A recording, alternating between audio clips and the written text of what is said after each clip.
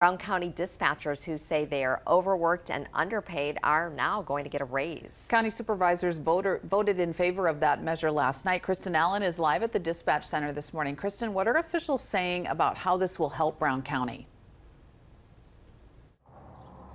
Well, this wage increase is going to take place in September, and the director of the communications center says it has been losing veteran staff members every month and not able to fill those vacancies as quickly as needed. So if something didn't happen, that they were going to have to cut services. So this wage increase will hopefully have the impact that it needs to be able to retain these workers. The county proposed a resolution regarding table of organization change in 2023 to raise compensation across the department by more than $600,000.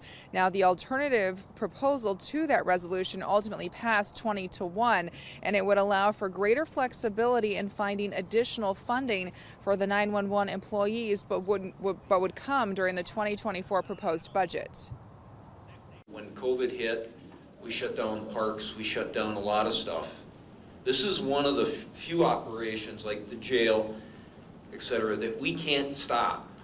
And we got a real crisis out there, and we're trying to help with the pay. There's also an incentive within that resolution for pay that will be given based on how long an employee has been at the dispatch center in 2023 and 2024. Reporting live in Green Bay, Kristen Allen, Action 2 News.